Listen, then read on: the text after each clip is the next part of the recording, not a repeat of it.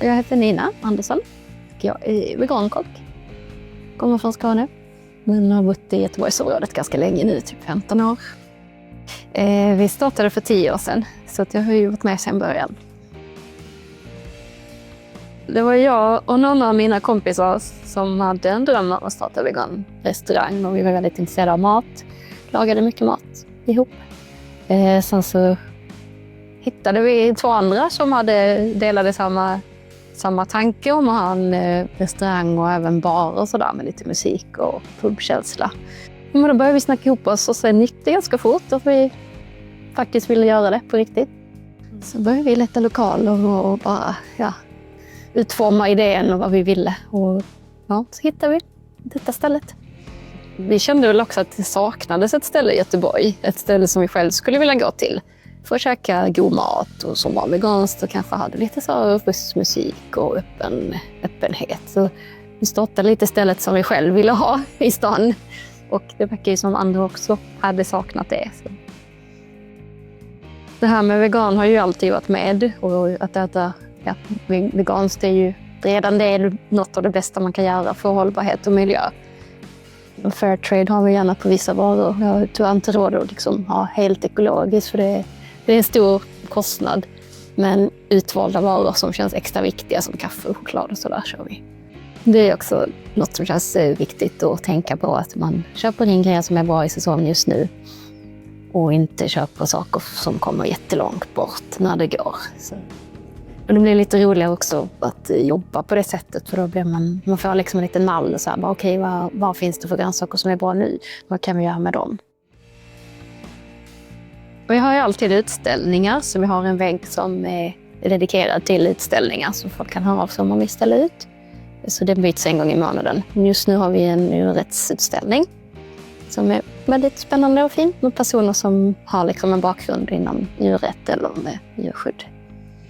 Men den byts varje månad, så det kan vara lite vad som helst som är nice. Sen har vi quiz ungefär en gång i månaden också. Ibland har vi DJ-kvällar. Nu blir det lite som efter jul och nytt år och så ny meny, så har jag inte riktigt hunnit dra igång Tea Party igen. Men det är också något som jag har ibland. Det är väldigt roligt.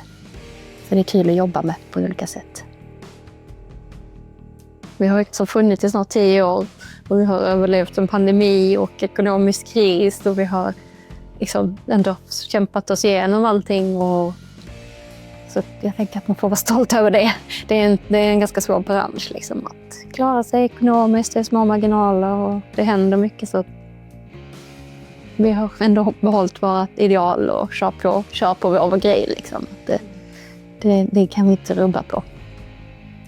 Så det är väl stolt över att det finns ett ställe i Göteborg som kör helt veganskt och har en öppen miljö. Så det känns viktigt för oss också att alla ska känna sig välkomna och att vi nolltolerans mot sexism och rasism, homofobi och sådär. Vi gör ju mycket grejer själv, så vi gör ju väl i stort sett alla våra ostar själv.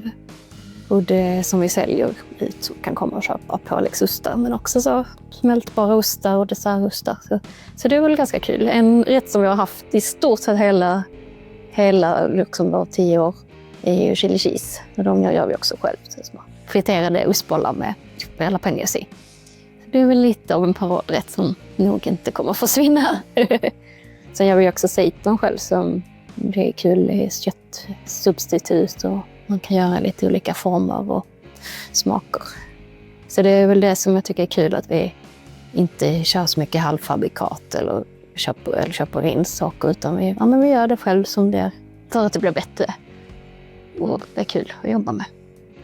Nu har vi är 10-årsjubileum i år. Så det hade varit kul att göra någonting till hösten som ett 10-årsjubileum. Men annars har det väl varit liksom att bara kämpa på för att finnas kvar.